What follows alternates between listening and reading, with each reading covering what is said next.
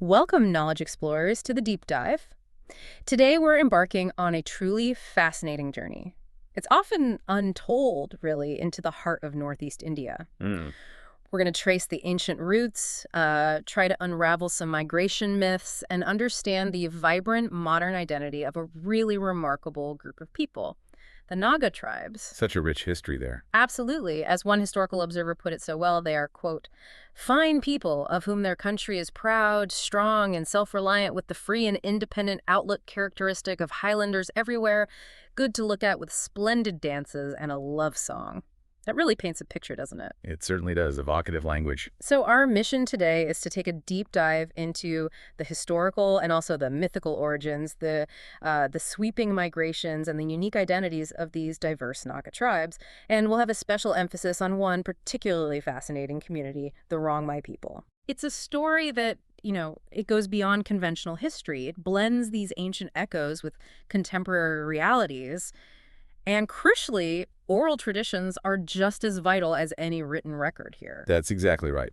So, okay, let's begin. Let's try and unravel this rich tapestry. And that really is the challenge, isn't it?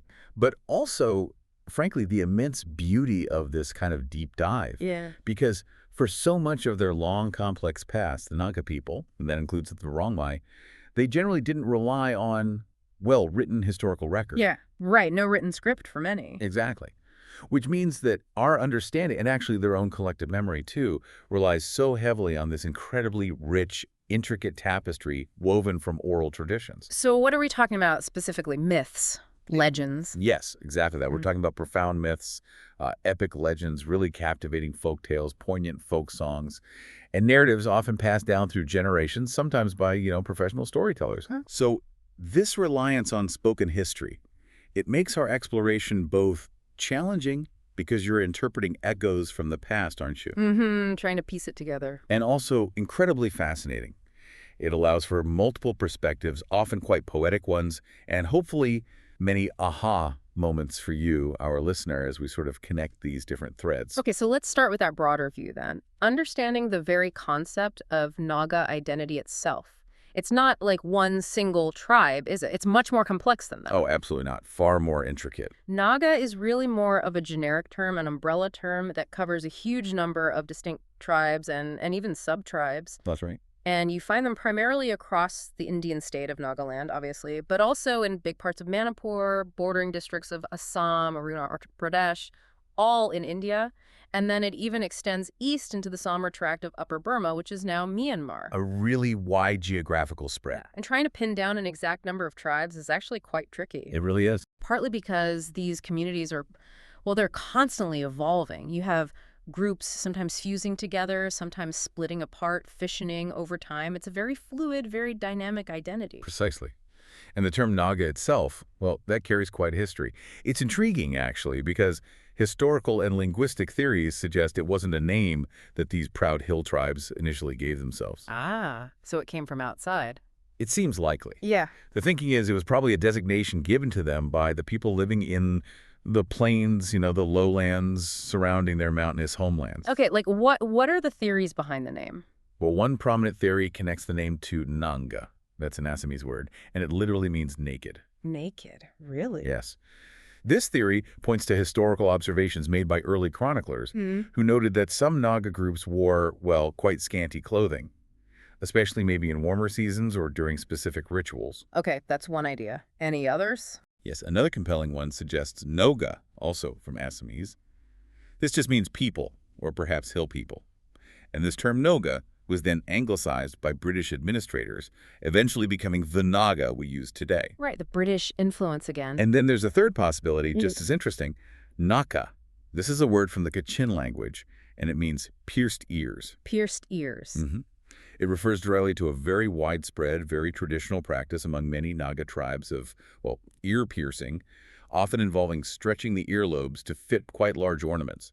So you can see how outsiders, observing their dress or where they lived, or their customs, might have come up with these names. That's a really powerful point. It's kind of remarkable how a people's identity isn't just something they declare themselves. It can be profoundly shaped by how others see them. Absolutely. Perceptions matter. But what's really compelling here is how, despite these, potentially quite simplistic or even reductive external origins, The term Naga has been embraced. The diverse tribes themselves use it now. They have. It's been reclaimed, in a sense. Today, it serves as this incredibly powerful symbol of unity, of oneness. It's a rallying cry, really, for a shared identity that goes beyond individual tribal differences. It shows how resilience can transform, an imposed label into a potent symbol of collective strength. Excellently put, yes. And this whole journey of self-definition, it's made even more unique by how their history is actually remembered and passed down. Right, back to the oral traditions. Exactly. As we touched on, the Naga tribes, for the most part, didn't keep written historical records about their origins or their really complex migration routes. So a lot is unknown, or just known differently. Well, this absence means that much of their early history is, as scholars often put it, shrouded in obscurity. But I think it's less a gap in their history and more a different mode of historical preservation. Okay, I see. And this is precisely where oral tradition becomes not just important, but absolutely vital. Those myths, legends, the folk tales, the folk songs, the narratives from storytellers, these aren't just quaint cultural things. They're the historical record. In essence, yes, they are the primary, the most valuable archives for reconstructing their past. These stories hold the collective memory, the accumulated wisdom, the moral codes, the historical understanding of the Naga people. They are, in a way, living documents, constantly retold, reinterpreted, allowing the past to breathe and evolve with each new generation. That reliance on oral tradition, it really does paint a unique historical picture, doesn't it? It's a history that feels so rich with cultural nuances, deep beliefs. It offers such a different perspective compared to histories just found in written accounts. It does. It's much more alive in some ways. It speaks to a living history, constantly retold, reinterpreted. Every elder is like a walking library, every song a chapter.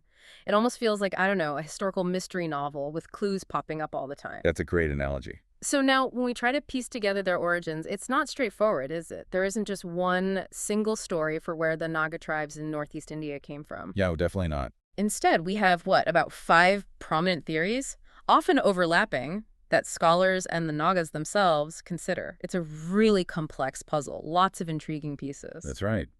Shall we delve into each of these main theories? They each offer a slightly different lens on their deep past. Please, yes, let's break them down. Okay. First, we have the mythical origin theories. Now, many Naga tribes possess very specific, deeply meaningful narratives that trace their origin to particular places, caves, monumental rocks, sacred mountains usually located within or very near their current territories. Like specific examples. Sure. For instance, some Angami Nagas, a very prominent tribe, hold a belief that their ancestors literally emerged from a sacred stone. From a stone, wow. Yes, and similarly, the Liangmais, another significant group, have origin stories tying their beginnings directly to Thonbutlong Mountain. They revere it as their ancestral home. So these are symbolic, not literal history. It's crucial to see them primarily as mythical explanations, yes. Not literal historical accounts in our modern sense. However, they might very well hint at genuine, very early prehistoric settlements in those areas. They represent a sort of primal connection to the land they inhabit. Okay, makes sense. What's next? Moving beyond the purely mythical, we have the ancient Mongolia theory. This one is actually quite widely accepted, especially among certain tribes like the Liangmais we just mentioned. Mongolia, that's a long way. It is. This theory suggests that the ancestral Nagas originated way up in Mongolia or its surrounding regions in East Asia. Then they undertook this vast southward migration. The belief is they traveled through Upper Burma, eventually finding their way into Northeast India. This idea of a distant northern origin is pretty prevalent in many oral histories. Interesting. Theory number 3. The third theory connects them to southwest China. This is largely based on linguistics. You see, the vast majority of Naga languages belong to the Tibeto-Burman language group. Which is a huge language family, right? Yeah, exactly. Spans much of East and Southeast Asia. So it's believed their earliest ancestors likely lived along the upper courses of major rivers like the Yangtze and the Hangzhou in what's now China. And then they move south. The thinking is, yes, they migrated southwards from these ancient homelands.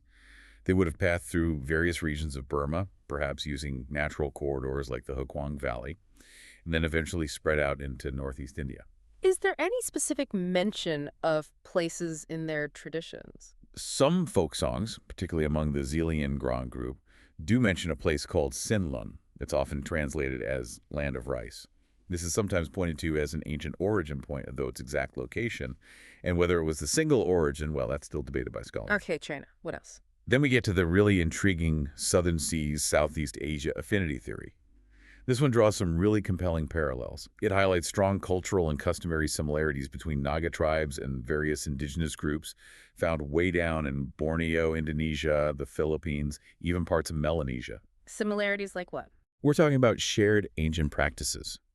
Things like headhunting, which was once a significant cultural thing for many Naga groups. Right, that's often associated with them historically. Yes. And the distinctive use of the loin loom for weaving. That's a traditional technique where one end of the loom is strapped to the weaver's waist. Very characteristic. What else connects them? Other things include specific embroidery patterns, traditional dormitory systems for unmarried youth, which we'll talk more about later, elaborate tattooing practices, the widespread custom of chewing betel nut. Ah, betel nut. Common across Southeast Asia. Exactly. And even the historical practice of skull storage, either as trophies or as ancestral relics. Plus, and this is quite significant, the consistent presence of seashells and conch ornaments in traditional Naga dress and artifacts. Despite them living in the mountains now. Precisely. Yeah. Despite their current landlocked mountainous home. This strongly suggests a past where they lived much closer to the ocean, lending quite a bit of weight to this idea of a maritime migration or connection. Fascinating. Okay, one more theory left. Yes. The final one is a compelling counter-theory, really. The indigenous settlers' prehistoric cave dwellers idea. And this one is getting more and more support from actual archaeological findings. Archaeology. What have they found? Researchers have uncovered significant prehistoric cave sites right within Manipur. Places like Kankui, Tharan, Sangbu, Napachik, Nongpak Kaithalmambi. And these are old. Incredibly old. Some findings from these sites date back an astonishing 40,000 years before present. 40,000 years. Yes, suggesting human presence in that region for a very, very long time.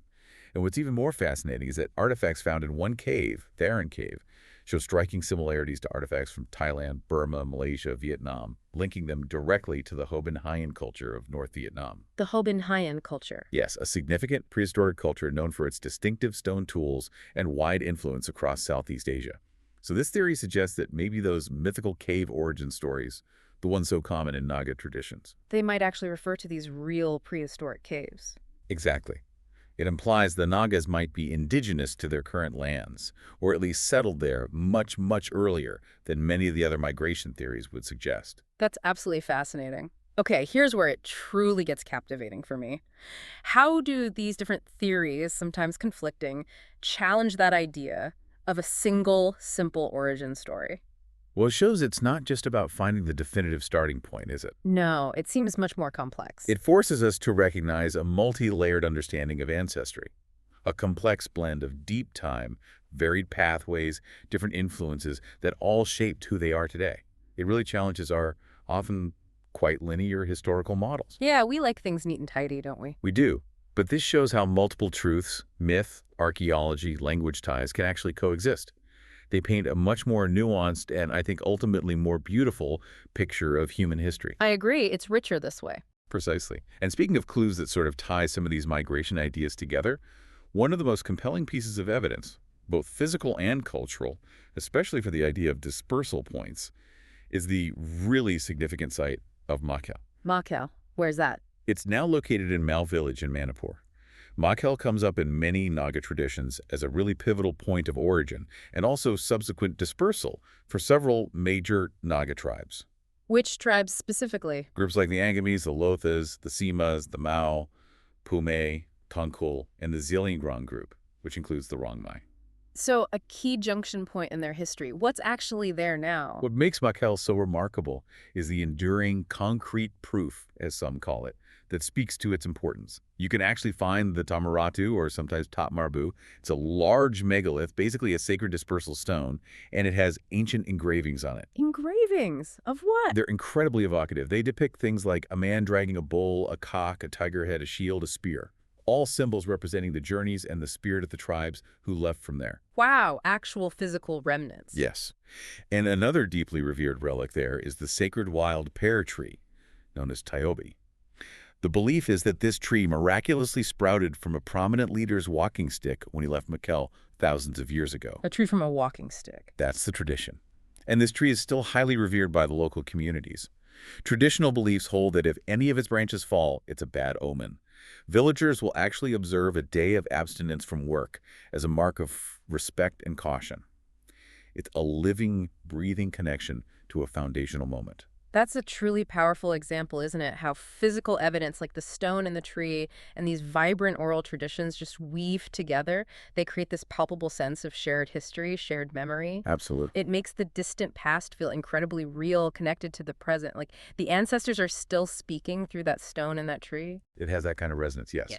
Now, beyond these ancient movements and foundational sites, the Naga people have, of course, undergone profound transformation, especially with the arrival of modernity.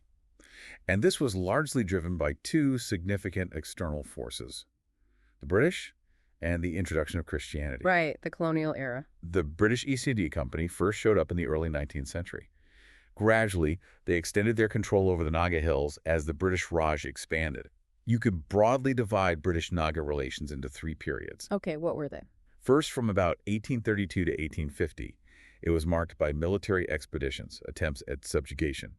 Then, from 1851 to 1865, there's a policy of non-interference.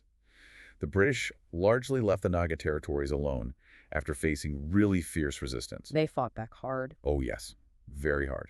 But finally, starting from 1866, there was a steady extension of British administrative control, leading to the gradual integration of the Naga Hills into the British Empire. Okay, so that's the British political impact. What about Christianity? You mentioned that too.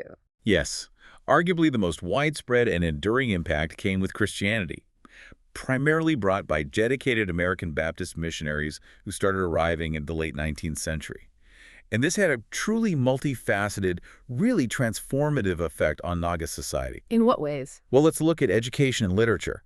This was perhaps Christianity's most profound, most important contribution. Before the missionaries, remember, the Nagas were largely an oral society. They didn't have a widespread written script for their many languages. So the missionaries created one. They did, meticulously. They developed and provided the first written literature in many Naga languages, painstakingly transcribing oral traditions, scriptures, using Roman alphabets. This was absolutely crucial. It played a huge role in saving many tribal languages from potential extinction by giving them a written form. That's incredible, preserving language through writing. And they actively promoted modern education, too. They established schools, colleges, leading to languages like Teneti, spoken by the Angamis, actually being introduced into academia. It laid the groundwork for widespread literacy and engagement with the wider world. Okay, education. What else changed? Healthcare and hygiene. Traditional Naga society often faced significant public health challenges. Conditions could be unhygienic. Diseases like cholera, dysentery, malaria were widespread, often devastating. And their traditional approach to illness. Communities often relied on elaborate rituals, sacrifices, trying to appease spirits they believed caused ailments. Sickness was often seen as a spiritual imbalance. Some tribes even had taboos against frequent bathing, believing it might wash away wealth or good fortune. So the missionaries brought modern medicine. Yes, they introduced modern medical treatment, provided free medicines, set up clinics, and crucially, they taught fundamental principles of hygiene and sanitation. This made a huge difference, significantly increasing life expectancy, drastically cutting mortality rates across the region. That's a massive impact. What about culture itself? Did Christianity destroy traditional culture? It's often a concern. That's where it gets perhaps the most complex, the impact on cultural preservation and change. It's true, some traditional practices, most notably the fierce practice of headhunting, and certain deeply ingrained taboos, they gradually vanished or significantly diminished with Christian conversion. So some things were lost. Yes.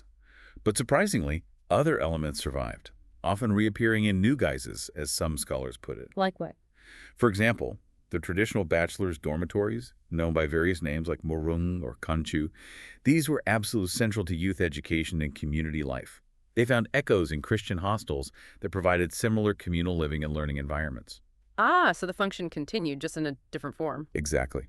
Similarly, the elaborate feasts of merit, huge events where individuals gained social status by hosting the entire village, these were often replaced by large-scale Christmas feasts and community celebrations.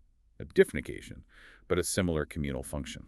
Interesting adaptation. Many scholars actually argue that Christianity, by equipping the Nagas with literacy, modern education, a broader worldview, paradoxically helped preserve their identity. It enabled them to function effectively in a rapidly modernizing world, moving them from relative isolation into, well, mainstream national life, but on their own terms to some extent. That's a nuanced take, not just destruction, but transformation. A transformation. Yes. And crucially, the status of women saw significant, generally positive shifts. How so? What was their traditional status like? Traditionally, in many Naga societies, women often held a relatively lower status.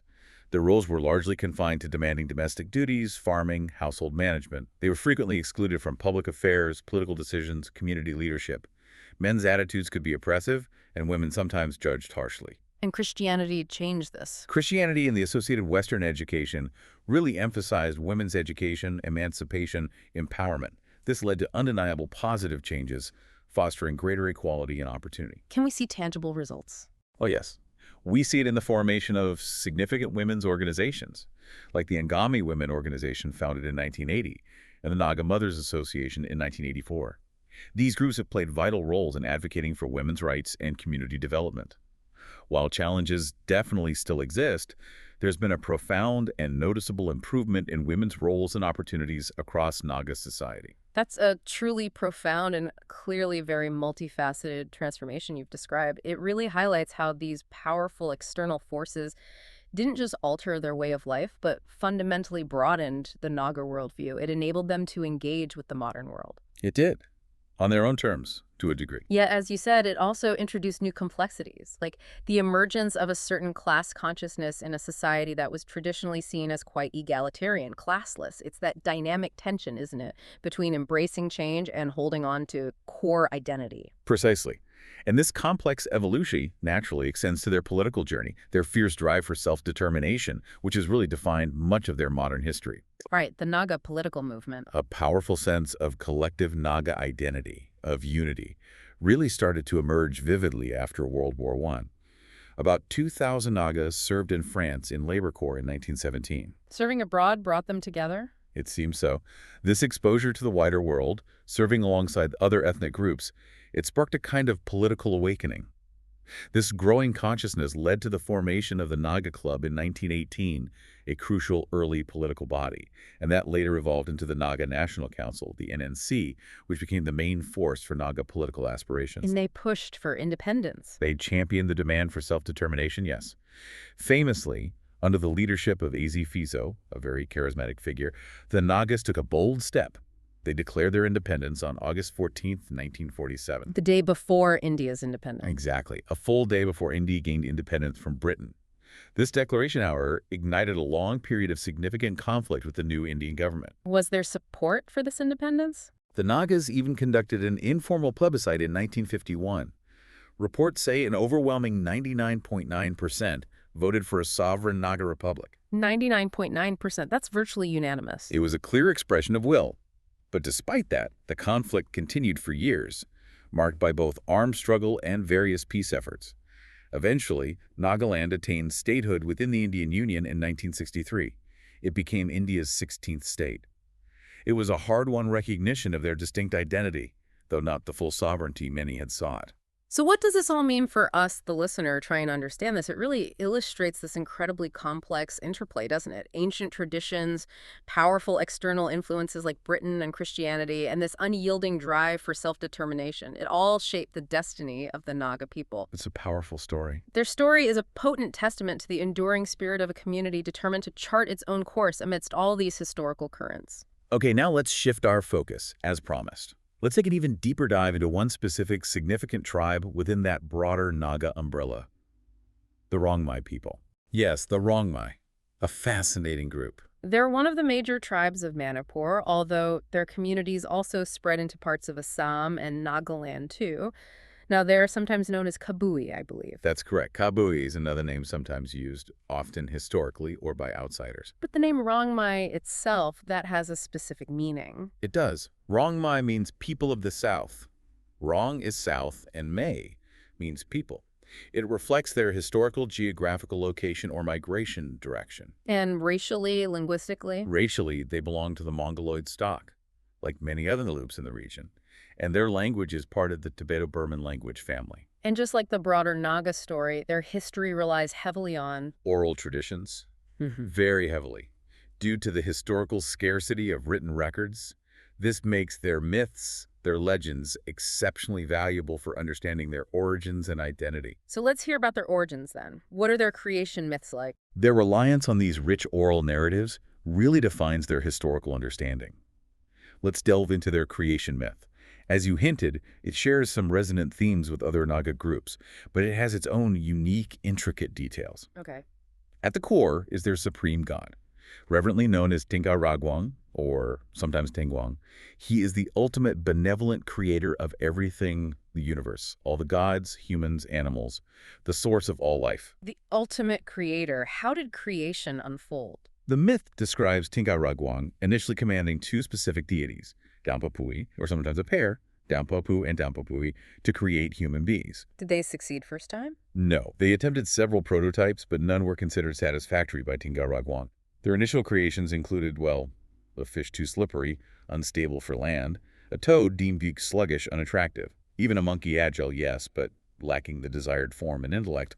All these were rejected. So they kept trying. Yes. Finally, Dampapui succeeded in fashioning man and woman in Tinka Ragwang's perfect image, molding them meticulously from earth clay.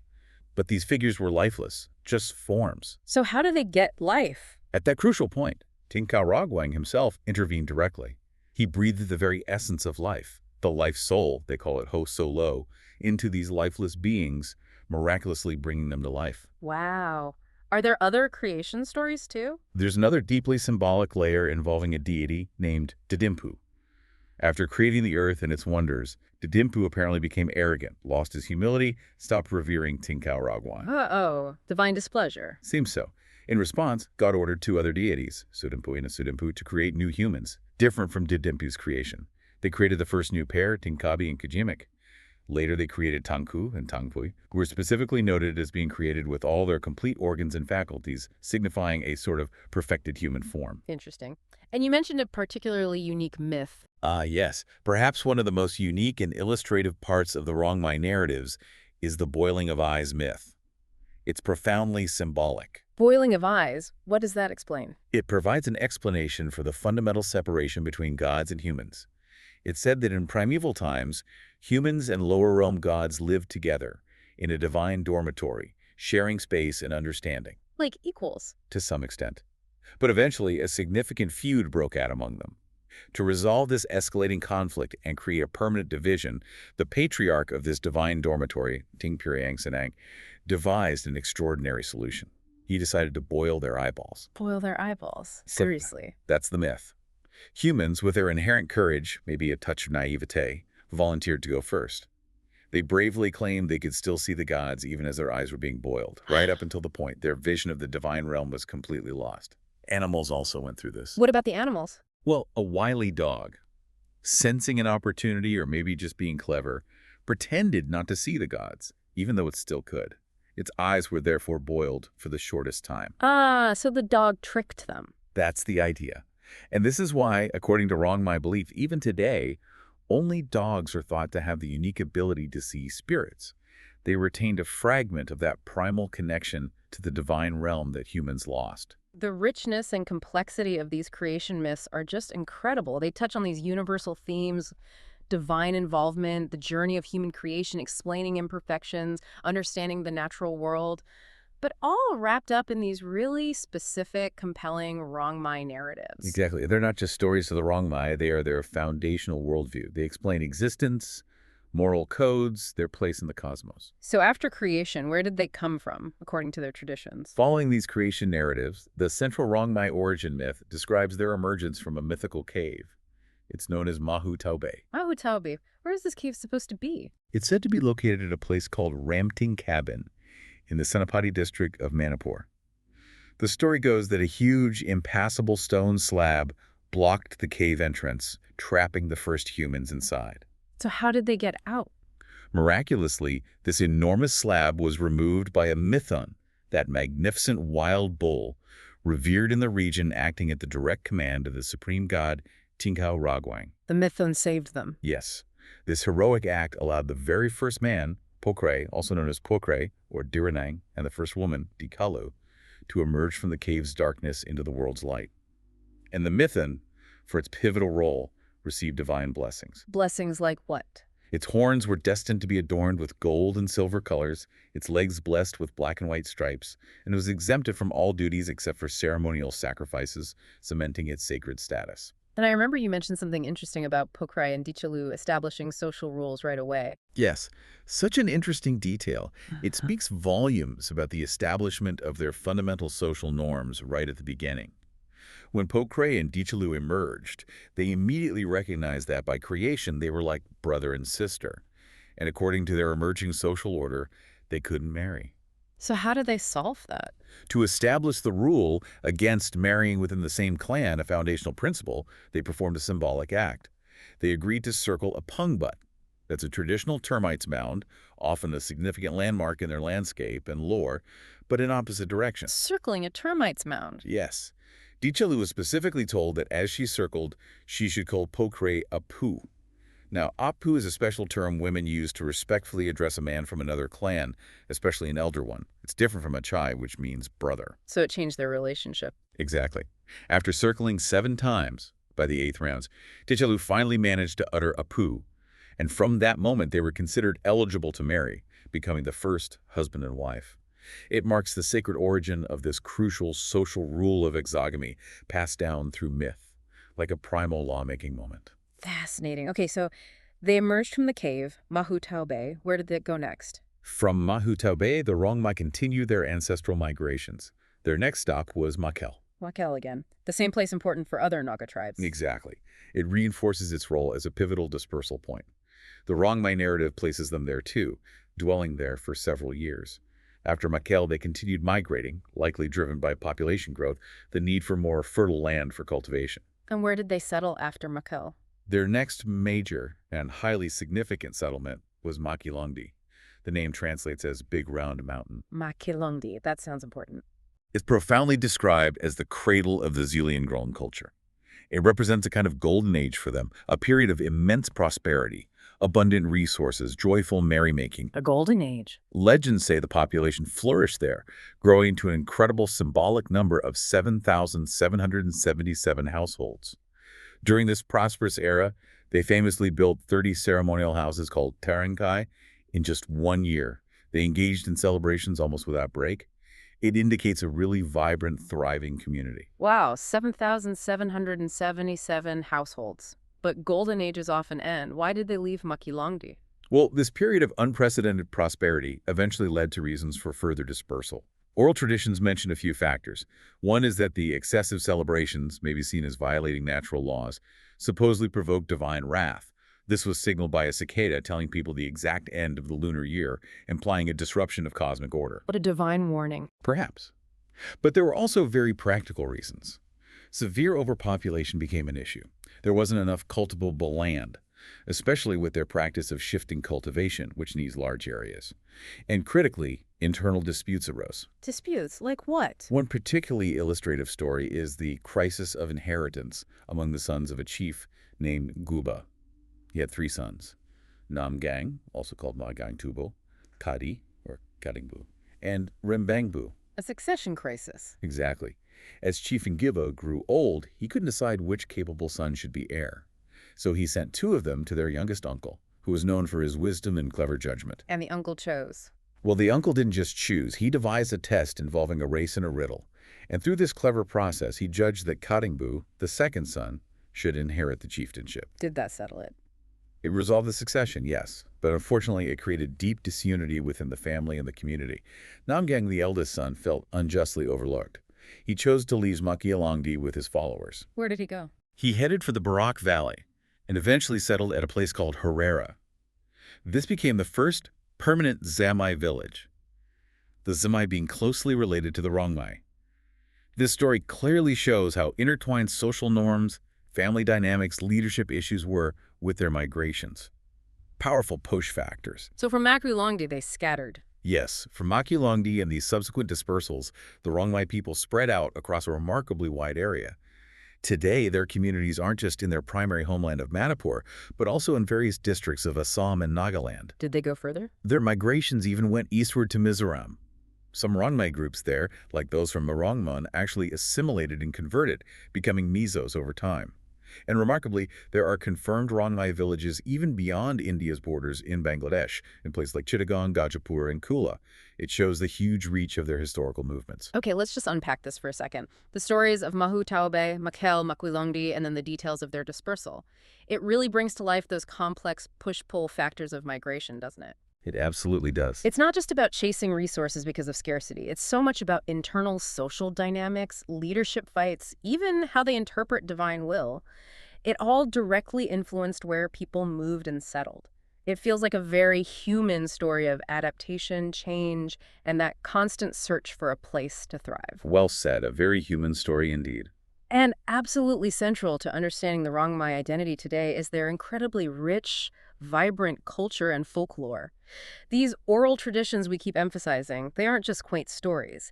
They are the very fabric that transmits their cultural practices, customs, traditions, and values across generations. It shapes who the Rongmei are, how they act, what they believe. They are fundamental. But there's a real modern challenge here, isn't there? Preserving these invaluable narratives and practices among the younger generations. They face the pull of globalized culture, maybe have less immediate interest in learning and meticulously maintaining all this rich local content. That is indeed a significant challenge today, preserving this living heritage. But their cultural richness is still so evident in numerous aspects that have been meticulously passed down. Shall we explore some of these? Yes, please. Give us some examples. Okay, take their traditional institutions. Historically, they had the Kangchu, the men's dormitory, and the Luchu, the female dormitory. Dormitories, like boarding houses. More than that, they weren't just sleeping quarters, they were vital educational spaces.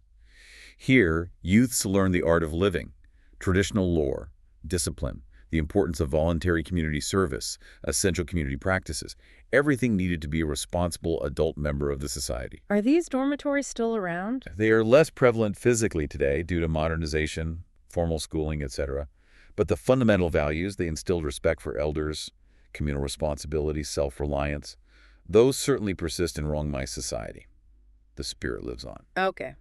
What else? Their cosmogony and mythology, which we talked about earlier, the powerful stories of Tinkau Ragwang, the creation of man, the boiling of eyes myth, these serve a crucial purpose beyond just storytelling. Right, shaping their worldview. Exactly.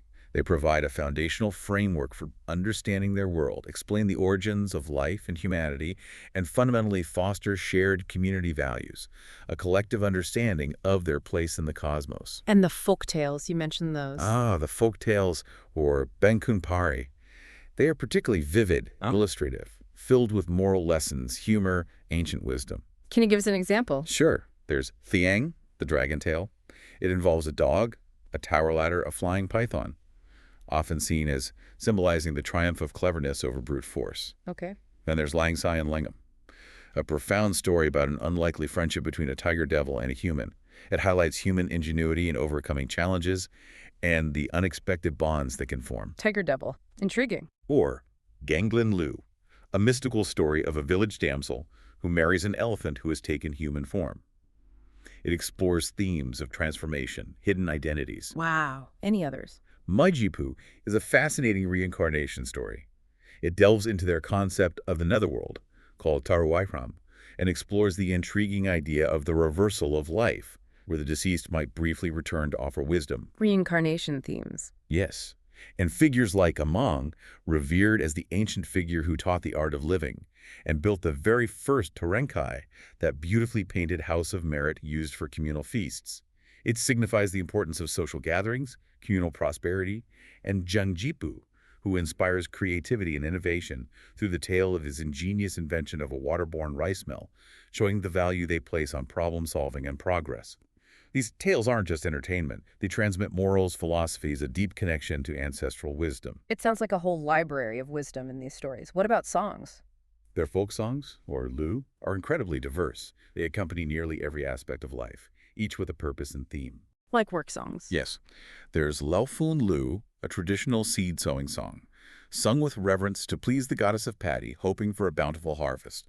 Connects labor directly with spirituality. What else? Matuilu is a lively dormitory song, often sung to encourage positive competition and camaraderie among the youth. Kailuangawanlu is a powerful caroling song sung by youths and warriors at night. It provides a sense of security, protection for the sleeping village. Songs for different occasions, too. Absolutely. Mazalu is a joyous harvest song of praise, celebrating the fruits of their labor, and of course, deeply personal and communal songs like Rongmei, their tender love songs.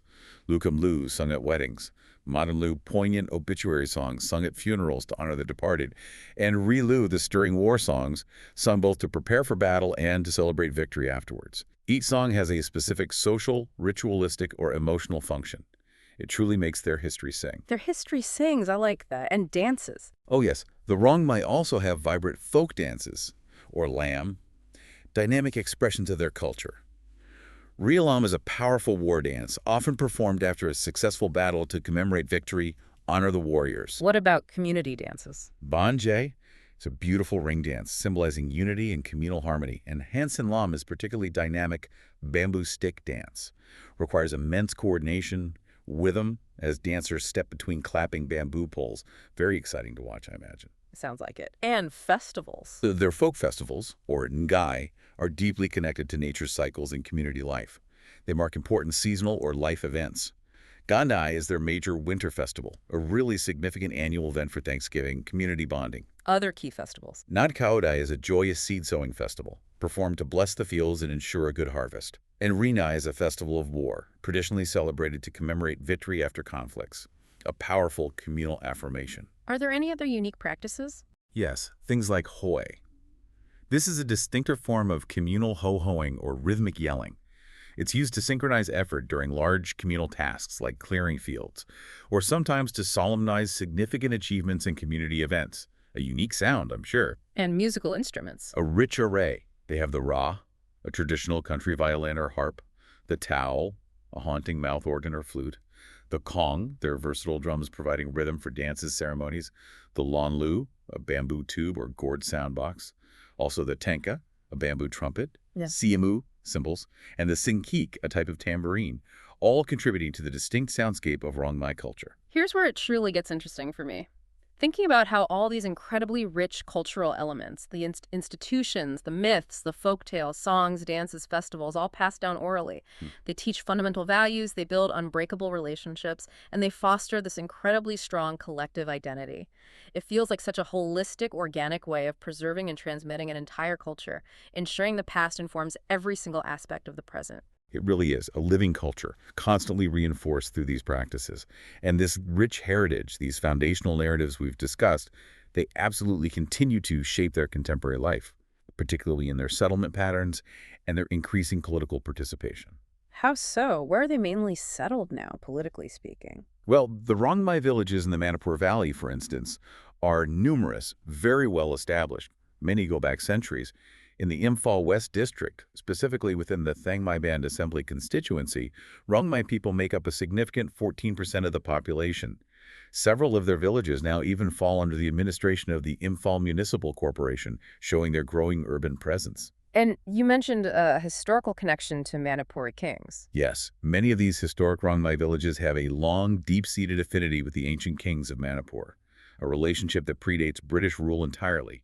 Historical records clearly show Manipuri kings often sought refuge, shelter in Rongmei villages during invasions or political turmoil. So the Rongmei helped the kings. They did. And in return for their loyalty and hospitality, the kings often permitted or encouraged Rongmei settlements in strategic areas within the valley. We see this with figures like King Kagemba, King Garib Niwaz, Maharaja Bhagat Chandra, all relied on Rongmei support during tough times. Namsan Long, for example, formerly Muchikun, is cited as one of the oldest Rongmei villages right within the Imphal area, a testament to their long, integrated presence. So they've been part of the Manipur landscape for a long time. How does this translate into modern politics? In the modern political landscape, the Rongmei play a remarkably significant role, especially in electoral affairs. Their concentrated population in key constituencies often means they act as a deciding factor in election outcomes. They can really sway results. So they have political clout. They do. And furthermore, Rongmei leaders are actively and increasingly involved in local governance, in municipal councils. They have elected councilors, ward development members, demonstrating their growing and effective political participation right at the grassroots level. That's truly fascinating. It powerfully illustrates how those deep-seated traditions, the long history of migrations, that inherent resilience of the Rongmei people, it all continues to shape their contemporary political engagement and influence. It's an enduring legacy that clearly impacts their present and their future. Absolutely. And this contemporary engagement is deeply intertwined with an ongoing desire for broader self-determination and recognition. There's a persistent, strong demand among the Rongmei and indeed the broader Zeliangrong group. Zeliangrong, that includes. That encompasses the Zimi, Liangmai, and Ronmai tribes. They're believed to share a common ancestry. And there's a push for a distinct political unit or homeland for this group. Who has championed this? Influential leaders like K. Lung and the revered Rani Gaidinlu are really famous Naga spiritual and political leader who championed their rights, and they have long advocated for this. And what's the aim? It's multifaceted, really, to preserve their unique culture, their religion, their languages, and also to significantly improve the living standards of their people, especially given that their communities are currently administratively divided across different states, Manipur, Nagaland, Assam. That division must be challenging. It is, and there's a shocking reality, as some sources describe it, of the non-recognition of a unified Zeliangrong identity by some state governments, which, ironically perhaps, has only prompted a kind of fresh search for roots among the youth, reaffirming their common ancestry, cultural oneness, shared history. This struggle for recognition continues to define their aspirations in the modern political landscape. It highlights the enduring power of identity. What an incredible journey we've just taken together, really. We started with the intriguing, often unwritten origins of the broader Naga people, navigating those diverse, sometimes overlapping migration theories, and tracing the profound impacts of modernization forces like British rule, Christianity. A huge sweep of history. And from there, we delved into the incredibly distinct, rich narrative of the Rongmei people. Their story, steeped in ancient creation myths, those arduous migrations from ancestral caves, pivotal places like Makulongdi, and that vibrant cultural tapestry, unique folklore, dynamic dances, evocative songs. It truly speaks volumes about their resilience, doesn't it? And their ongoing quest for identity, for self-determination in our contemporary world. It certainly does, a testament to their enduring spirit. Mm-hmm. And it leaves us, I think, with a truly compelling thought to ponder. Consider how these deep-seated narratives of origin, whether they're mythical, archaeological, historically documented, how they continue to shape not only the identity and that profound sense of belonging for communities like the Naga and Rongmei today, but also their most fundamental political aspirations. Right. The past isn't just past. Not at all. How do societies navigate that inherent tension between honoring ancient traditions and adapting to the ever-evolving demands of modernity? And perhaps, what can we as listeners learn from their enduring journey about our own understanding of heritage, the profound power of oral tradition, and that universal human quest for, well, for a place in the world? A powerful question to end on. It's a question that resonates far beyond their specific lands, I believe. It touches on the very essence of the human experience.